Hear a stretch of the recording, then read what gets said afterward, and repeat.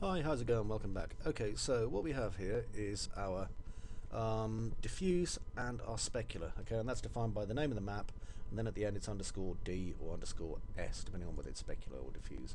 There's also ends and stuff like that. Now I'm going to go over here to presets. Let's have a look in here because I want to do a few things. So let's have a look. Now this is just for generating our normal. I don't really want to do that at the minute, but I want to convert. So what I'm going to need to do is I'm going to create a normal map, and then I'm going to use that to create some other bits. Alright? So at the minute we don't have a normal map. Ignore this. This is just something from earlier, and the light shines on it so pleasingly. What I'm going to do is convert my active document. So if I go to presets, we've got a lot of very small detail here. So if I click on small detail, click on active document, what it will do is it will then go over my entire diffuse that I've got here, and based on these it will then come up with what I feel is the correct detail. Now cracked mud could be better, I don't know. Yeah, we'll do cracked mud. So I'll click active doc, and what we should do is get quite sharp detail on this. So watch, if you look on the right there, obviously it's pulsing through all the detail again. It's going to work out a normal from this. It won't take long. If it's applying the image, it means it's nearly there already. And the only reason we need this new photo normal is so that I can kind of use it to generate some additional detail that I'm going to need, in my opinion. So just wait patiently. And then once we've got the files, what I'm going to do is I'm going to move them into a special folder, and we're going to import them into our Unreal Engine 4. Now obviously I'm doing it a kind of roundabout way, and you may have created these before you even opened Unreal Engine 4, and that's cool, that's entirely up to you, but this is the way I'm doing it. Trust me, don't worry, we'll get to the creative noodling thing again in a minute. Dear me. It's starting to get dark out there. Oh wait, I'll just update this.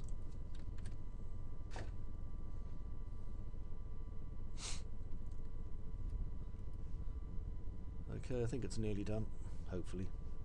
There's normally a lot of stuff that it has to do. I mean, this is a very fast computer. I've got 8 cores burning away, so you can just imagine how much like photoshoppery is going on here. And we'll be able to adjust our actual generated normal that this comes up with once we've done this, which is a big help. It won't be any good to us probably for actually using in the game, but it'll be good for using it to create things like our oh, what do you call it? Things like specular maps if you don't already have one, or height maps or things like that, which is kind of what I'm interested in really. Okay, it's nearly done.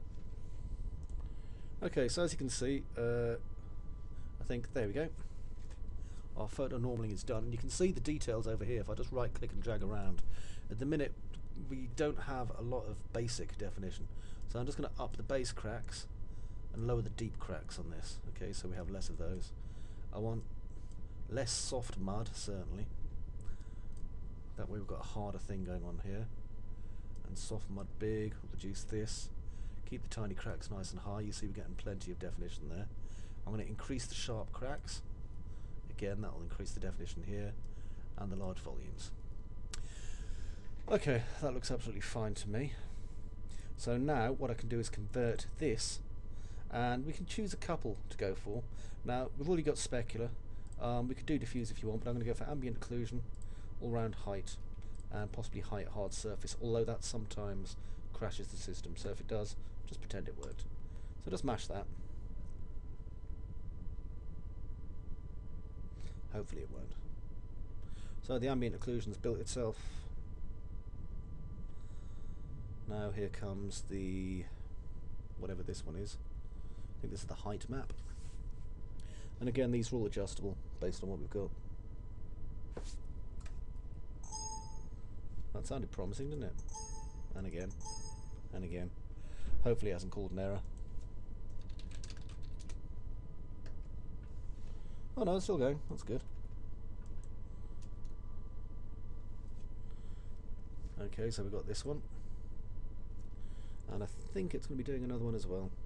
Now this height isn't really that groovy, but we'll kind of do for the minute. So if we have a look between the two,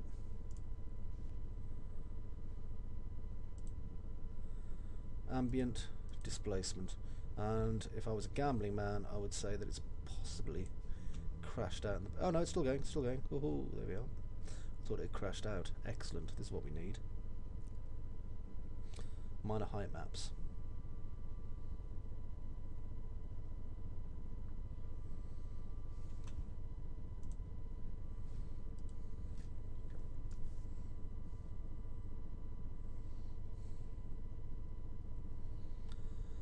There we go, and it's beeping again. But I think we're done. Right, so you can see the difference this has made now, in that we have kind of heights and all sorts of funky things going on over here. Okay, and if we just change this to a cylindrical, just so I can kind of see how that's working. Got some nice reflectance on here and a few bumps, that's cool. Okay, so what I need to do now is, if I look at that, that's my displacement map. I don't need a displacement. That I do need, so let's see if I do a save as,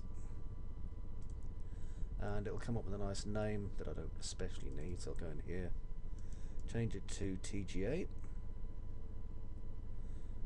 There we go, and there should already be a few in here, and then at the end of this I shall give it a H for the heights, that's what I need. Okay, and now I can close it off. And ambient. That's a fierce ambient. Let's have a look. I don't really want large shadow, so I'll bring that down. I can adjust it just in these little sliders here if I need to. And then I can save it. And again I'm going to save it as a target image format. And this is my ambient. Okay. Now if I wanted to I could also have illumination and stuff like that, but I'll probably do that through lights and stuff, so that's not really going to be too much of an issue for me. And then if I close all, just click no on a lot of stuff, and then close this, and close NDO. I should have closed NDO first. If you don't close NDO, sometimes it'll bring back up Photoshop.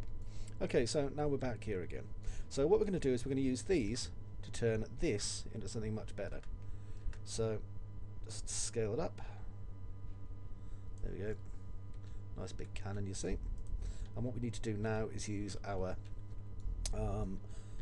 materials to basically come up with something nice for this. So if I go into my materials over here and my cannon, at the minute I've just got this basic material, as we can see, and what I'm going to do is I'm going to import my actual textures. So right click, new folder, Canon, textures, do a quick Control S just to make sure everything's saved in my noodle. There we go, and then I'll do an import, and here we are in my game asset files, and you can see that I've got a few things in here. So I need to go into my, just check that these dates and stuff are okay. Base normals map DDO3 I think it was, and just increase the size of that, and view by details, makes it a little bit easier for me. And we have all these TGAs, so we'll have specular, oh, I better increase the size of this a bit, normal, height, diffuse, and ambient. So we pull all those across, and once those are pulled across, in the next part we'll start building our nice simple material from these textures. So just give it a minute while we patiently whistle.